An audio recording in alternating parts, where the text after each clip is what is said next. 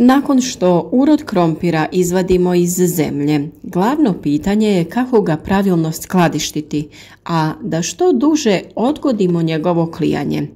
Ključni faktori su određeni reguliranjem uslova u skladištu.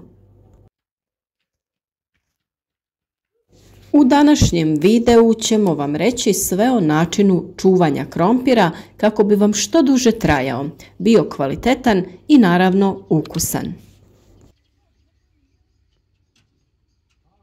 Klijanje uskladištenih gomolja krompira može dovesti do njihovog potpunog propadanja. Puno je faktora koji utječu na ovu prirodnu pojavu, a naš cilj je da se proces što više odloži kako bi imali što manje gubitke.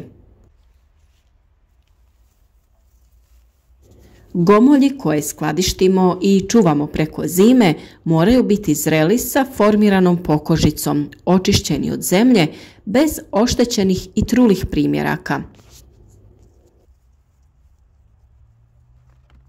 Ovisno od sorte, proces klijanja počinje već 1 mjesec nakon vađenja iz zemlje, a kasne sorte mogu odgoditi ovu pojavu za oko 5 mjeseci. Prve se troše one koje se ne mogu dugo čuvati i brzo počinju dehidrirati ili klijati. Ponekad izvana ne možemo procijeniti da je neki krompir počeo propadati iznutra, pa je potrebno barem jednom mjesečno pregledati uskladištene gomolje kako bi odstranili sve koji su eventualno počeli da trunu. Temperatura i vlaga u prostoriji u kojoj skladištimo krompir igraju presudnu ulogu.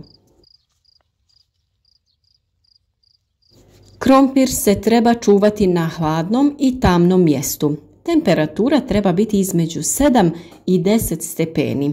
Može se držati i na oko 5 stepeni, skoro nepromijenjen. Vrijednost temperature naravno utječe na dužinu trajanja, pa pri temperaturi od 4,5 stepena može trajati oko 7 mjeseci, a na višim treba ga iskoristiti za 3 do 4 mjeseca. Na nama je da osiguramo konstantnu temperaturu jer će oscilacije ubrzati klijanje i pojavu skladišnih bolesti. Zrak u skladištu ne smije biti suh jer će dovesti do dehidracije. Suprotnost je previše vlage što će dovesti do brzog truljenja. Idealna bi vlaga bila od 80 do 90% uz dobru cirkulaciju zraka. Čuvanje u skladištima najbolje je obaviti u nekim drvenim sanducima, korpama ili na drvenim policama. Sa druge strane, čuvanje u kući ili stanu može se obaviti u papirnatoj vreći, kartonskoj kutiji i mrežastim vrećicama. I tu naravno izbjegavajte da ga držite na toplom mjestu, jer što je toplije, to brže krene klijanje i propadanje gomolja koji postaju mekani. Nemojte ga ostavljati pored drugog voća i povrća koje ima jak miris ili pospješuje ovu pojavu. To su crveni luk, bijeli luk, banana i kruška. Kada je u pitanju jabuka, primijećeno je da one pored krompira postaju mekane i kašaste, a da s druge strane 1 ili 2 jabuke u krompiru umanjuju intenzitet klijanja.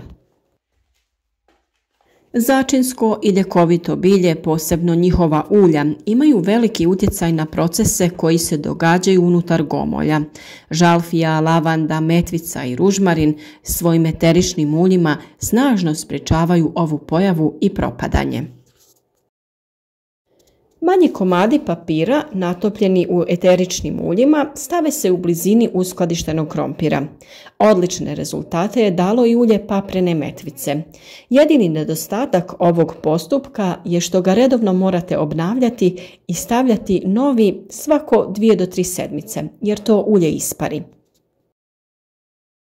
Za čuvanje krompira duži vremenski period morate imati prikladan prostor u kojemu barem neko vrijeme možete osigurati uslove bez svjetlosti, temperature između najmanje 5 do 10 stepeni te veći postotak vlage zraka. Jedino na taj način ćete uspjeti duži vremenski period očuvati kvalitetu gomolja i spriječiti prerano klijanje. Sve pomenuto su uslovi koje je potrebno osigurati za skladištenje krompira. Ukoliko ste većinu tih uslova ispunili, ali i dalje imate problem sa održavanjem kvalitete krompira u skladištu i njegove dugotrajnosti, možda trebate obratiti pažnju na način uzgoja. Tokom uzgoja, prihrane i ostalih agrotehničkih mjera određujemo kvalitetu uroda. Kako usjev prolazi kroz 5 značajnih razvojnih faza, potrebno je pratiti njihovu dinamiku i stvarno stanje na parceli. Prva faza je nicanje i obično se prve biljke pojavljuju iz zemlje poslije 20 do 25 dana. Troše se tada rezerve hranjive materije iz krtole koju smo posadili. U narednih 25 dana dolazi do intenzivnog rasta i počinje formiranje krtola. Zatim slijedi cvjetanje koje može da traje do 28 dana. U ovom periodu pojedine krtole su veličine jajeta i formira se oko 75% uroda. Nakon toga slijedi faza koja najduže traje i tokom koje dolazi do njihovog povećanja i nagomilavanja rezervnih materija. Sa sušenjem vršnih dijelova zelene mase počinje posljednja faza zrenja. Kožica postaje jača što omogućava dugotrajno čuvanje. Krompir ima nekoliko faza prihrane i vrlo je važan njihov pravilan raspored. Više dušika je potrebno kada biljke intenzivno rastu i izgrađuju zelenu lisnu masu koja će hraniti krtole. Pored mineralnih možemo dodavati rastvore kokošjeg đubriva ili od druge peradi, korovskih biljaka koje su fermentirale potopljene u vodi. O tome imate poseban video na našem kanalu. Sa završetkom ove faze dodaje se ono koje je bogato fosforom za razvoj korijena. U fazi povećanja krtola i nagomilavanja rezervnih materija povećavaju se zahtjevi za biljnim hranjivima. Sada se dodaju đubriva bogata kalijem, kao što su kalijev sulfat, razni rastvori sa pepelom drveta, jer je bogat ovim mineralom. Kao đubrivo za krompir odličnim su se pokazali pepeo drveta, đubrivo od koprive, kokošji đubar, đubrivo od gaveza, goveđi stajnjak, kompost, glistinac, mikrobiološka i druga hranjiva.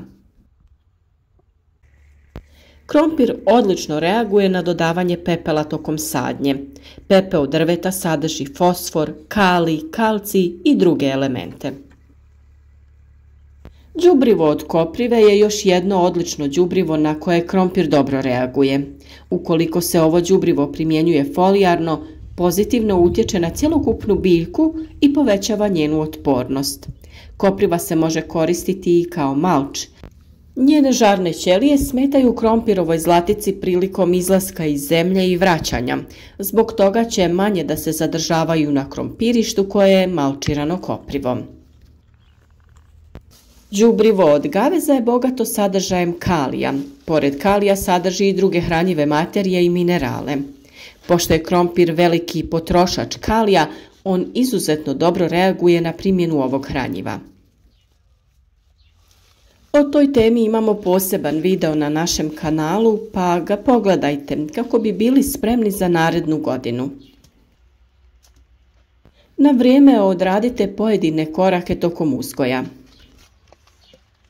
Upravo iz tog razloga uvijek preporučujemo da zapratite naš kanal jer većina savjeta je vezana jedna za druge.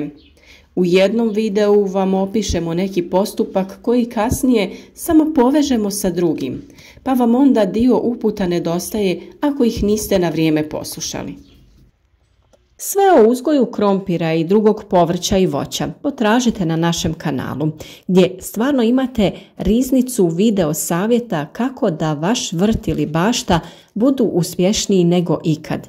Zapratite naš kanal, a klikom na znak zvonca osigurajte sebi da za svaki novi video dobijete obavijest kako bi bili u korak sa radovima. Lajkajte video koji vam se sviđa i slobodno podijelite na vašim društvenim mrežama. Želimo vam zahvaliti što pratite naš rad, a pišite nam i u komentarima sva pitanja, sugestije ili nam samo javite od kud nas pratite. Lijep pozdrav svima!